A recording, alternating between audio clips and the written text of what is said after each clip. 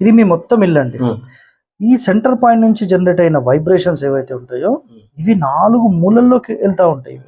మూలలు, ఈ మూలకు టాయిలెట్ ఉంటే ఏమవుతుంది, ఇల్లు మొత్తం డిస్టర్బ్ అవుతుంది.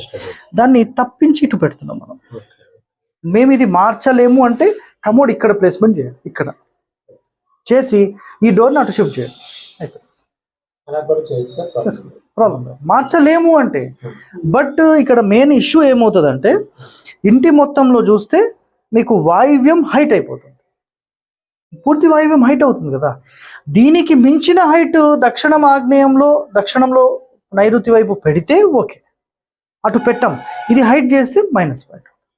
అంటే అప్ అండ్ డౌన్స్ లో ఇది ఉంటుంది కదా. అప్పుడు బీమ్ ఉంది కదా సార్, బీమ్ కింద పార్ట్ దాన్ని అలా రైట్ చేసేస్తాం, ఫ్లోర్ అలాగని ఎలాగ మంచం గోడ వరకు వెళ్ళాం కాకుండా మీరు చూపించారు కదా బీమ్, ఆ బీమ్ కిందని ఈ ఫ్లోర్ కంటే ఆ ఒక్క పార్ట్ రైట్ చేస్తాం, అప్పుడు అది రైజ్ చేస్తారు. మన ఆగ్నేయంలో కూడా చేయాలి, దీనికంటే డౌన్ ఆగ్నేయంలో ఉండదు. ఆగ్నేయం రైజ్ చేయాలంటే మళ్ళీ డోర్ పైకి లేపాలి, డోర్ పైకి లేపాలంటే ఫ్లోరింగ్ పైకి లేపాలి, ఫ్లోరింగ్ పైకి లేపితే ఇల్లు మునుగుతుంది. ఇవన్నీ ఇష్యూస్ ఉన్నాయి. కాబట్టి సింపుల్ గా దీన్ని ఇటు పక్కకు షిఫ్ట్ చేస్తే ఆ మూల నాకు కరెక్ట్ ఖాళీ ఉంటుంది. ఇది ఎత్తు అయినా పర్వాలేదు, సెకండరీ ఆప్షన్ కిందకి వదిలేస్తాం. దీనికి డోర్ ఎక్కడ పెడతాం, సెంటర్ లో పెడతాం, ఇదే పెడతాం. ఇది ఇక్కడ దాకా వచ్చేస్తే అదే కమోడ్ కదా, అంతే.